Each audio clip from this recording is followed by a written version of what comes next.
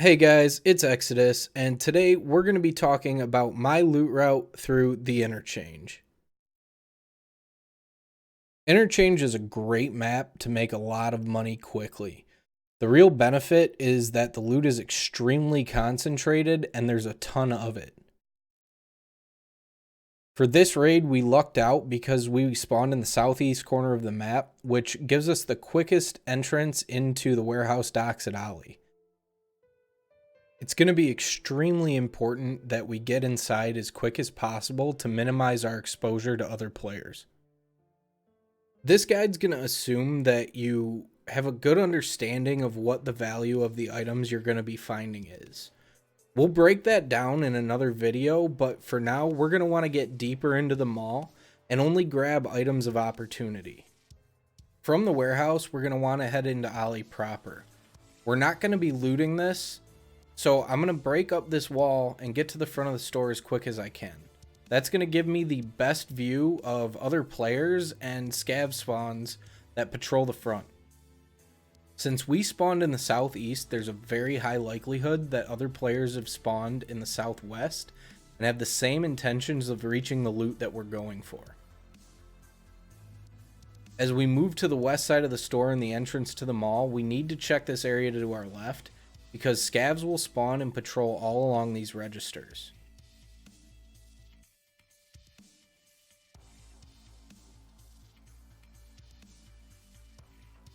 As we get towards the entrance of the mall, it's important to note that there's only one entrance to Ollie from the west side of the map, and we're approaching it here. Other players are going to be entering the mall, and we need to be aware of the sound cues so we don't get shot in the back as we move towards Techno. Speaking of sound cues, you'll notice something the moment you step in the store.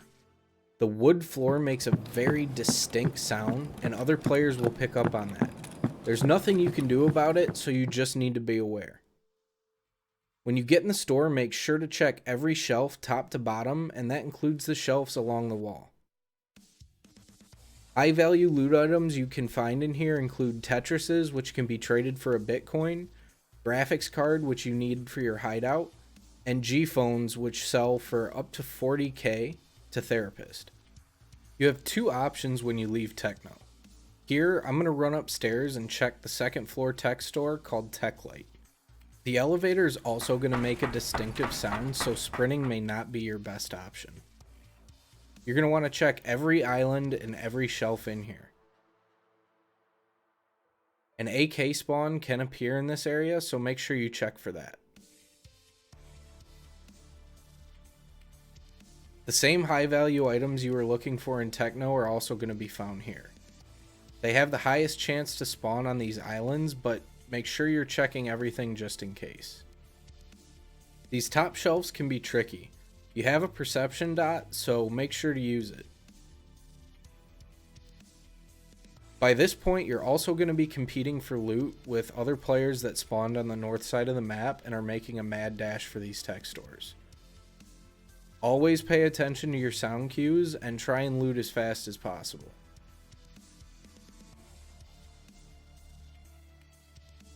If you find yourself short on cash and need 3,000 rubles for the power station extract, check these registers and you may be able to scrape that together.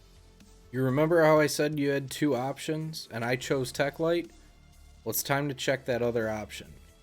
It's going to be a 50-50 gamble at this point because other players may have noticed Techno was looted and made that dash towards Rasmussen. When you get in Rasmussen, it's another tech store, so be on the lookout for those GPUs, Tetrises, and golden G-phones. Pop quiz, guys. What'd you notice here? Take a look at the floor. It's that same wood floor we had in Techno. So again, make sure you're paying attention to the sound cues. You may just hear the guy that's ahead of you looting the store and can get the drop on him. We're going to have to make a situational choice here. We can move towards Kiba or check ADIC. I like to check ADIC because there are a lot of jackets here. BSG's recently upped the key spawn rate in jackets, so always be sure to check those. The shelves here can have loose loot, including med spawns, electronic spawns, and ammo spawns. Don't forget to check the jacket in the back and another jacket in the front corner.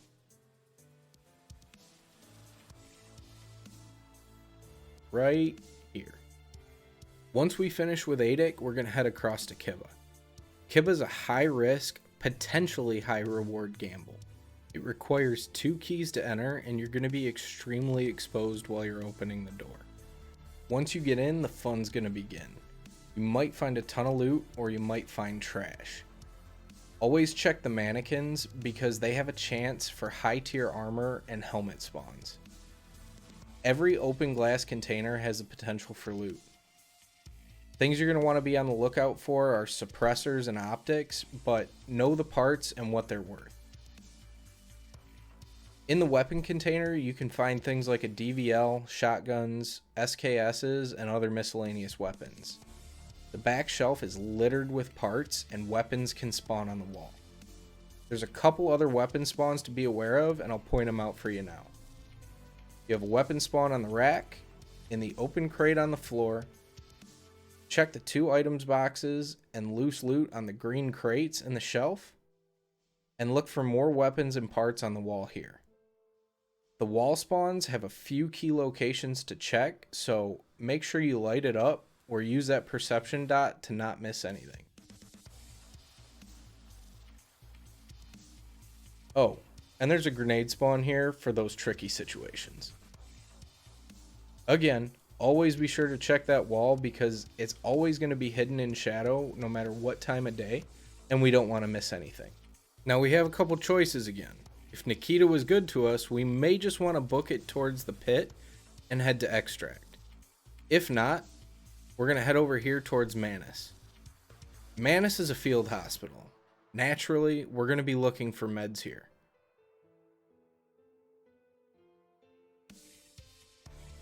We have another jacket spawn, a duffel bag, and you can find random loose loot here on the shelf to include some money. If you're low on food, you can find food and drink on that shelf in the corner, a med bag here, and random loose loot on the shelves, cots, and containers around the area. Things you're going to want to be on the lookout for are morphine and injector stims. Those have a pretty high resale value to therapists at face value. Be thorough and check everything. The stims and meds can be small and easy to miss.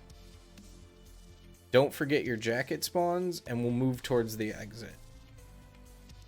Check every shelf top and bottom on top of crates, cots, and shelves. And don't forget the med box in the back. Once we've finished with Manus, we'll move across to the last tech store, German. The loot in German can be pretty hit or miss, but I have found graphics cards here, and that's always worth a quick once over.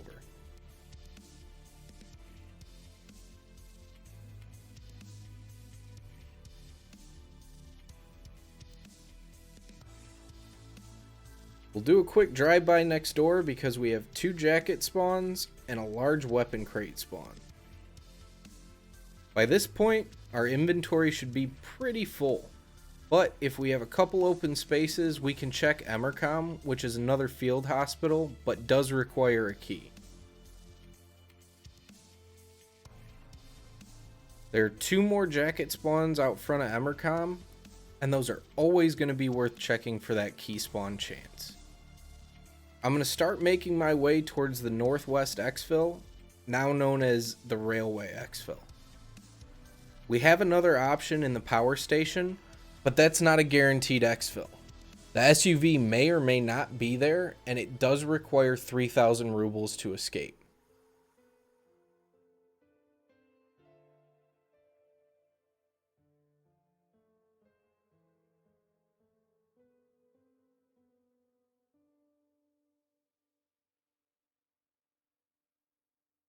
As we enter the front of IDEA, make sure we're checking for scavs. They can patrol anywhere in this general lobby, but they tend to consolidate around the cash registers. As we make our way out of the store, I just want to point out that this guide is by no means exhaustive. There's a ton of loot and a ton of great spawns that we didn't cover. This is just the most effective route that I've found to make money quickly in Escape from Tarkov. Thanks for stopping by, guys. I really hope you enjoyed the content. Give the route a shot. Let me know how you did in the comments below, and we'll catch you next time.